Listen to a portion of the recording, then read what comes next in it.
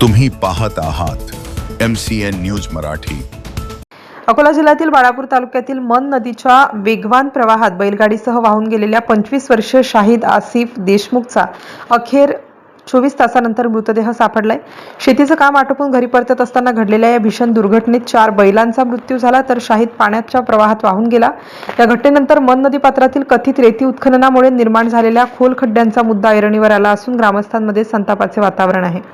अकोला जिल्ह्यातील लोहारा येथे शुक्रवारी दुपारी सुमारे 1 वाजताच्या सुमारास ही थरारक दुर्घटना घडली। शाहिद आसिफ देशमुख आणि त्यांच्या सोबत असलेला अबू तालेब हे शेतीचं काम आटोपून बैलगाडीसह घराकडे परतत होते। मन नदी ओलांडत असतानाच अचानक बैलगाडी नदीपात्रातील खोल खड्ड्यात कोसळली। बैलगाडीने सलग कोलांट्या घेतल्या आणि क्षणार्धात त्या पाण्याच्या जोरदार प्रवाहात वाहून गेली। या दुर्घटनेत 4ही बैलांचा दुर्दैवी मृत्यू झाला, तर शाहिद आसिफ देशमुख पाण्याच्या प्रवाहात वाहून गेला। शाहिद सोबत असलेल्या अबू तालेबचा मात्र ग्रामस्थांनी प्रसंगावधान राखत जीव वाचवला। घटनेची माहिती मिळताच ग्रामस्थ मोठ्या संख्येने घटनास्थळी दाखल झाले। उरळ पोलिसांनी तातडीने घटनास्थळी धाव घेतली आणि शोध मोहीम सुरू केली। मात्र नदीचा वेगवान प्रवाह आणि अंधारामुळे शोधकार्यात मोठे अडथळे निर्माण झाले।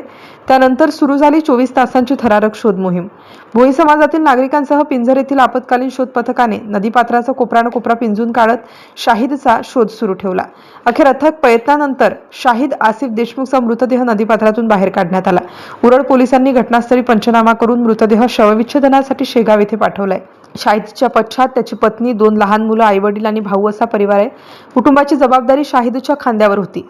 अचानक झालेल्या या दुर्घटनेमुळे कुटुंबाचा आधारच हिरावला असून परिसरात हळहळ व्यक्त होत आहे। या दुर्घटनेनंतर मन नदीपात्रातील कथित अवैध रेती उत्खननाचा मुद्दा पुन्हा एकदा समोर आला आहे। नदीपात्रात पोकलँड मशीनच्या सहाय्याने रेती उत्खनन करून 15 ते 20 फूट खोल खड्डे निर्माण झाल्याचा आरोप ग्रामस्थांनी केला आहे। याच खड्ड्यात बैलगाडी अडकल्यामुळे हा भीषण अपघात घडल्याचा दावा ग्रामस्थांकडून करण्यात येतोय। मात्र रेती उत्खननामुळेच ही दुर्घटना घडली का, हे अधिकृत तपासानंतरच स्पष्ट होणार आहे।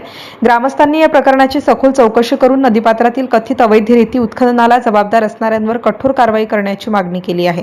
एका कुटुंबाचा आधार असलेला 25 वर्षीय तरुण, 4 बैलांचा मृत्यू, मन नदीपात्रातील खोल खड्डे आणि कथित रेती उत्खननावरून उपस्थित झालेले गंभीर प्रश्न, शाहिद देशमुखचा मृतदेह सापडला असला तरी या दुर्घटनेला नेमका जबाबदार कोण, नदीपात्रातील खड्डे नेमके कसे निर्माण झाले आणि कथित अवैध रेती उत्खननाची जबाबदारी कुणाची, या सर्व प्रश्नांची उत्तर आता प्रशासनाच्या चौकशीतून समोर येणं गरजेचं आहे।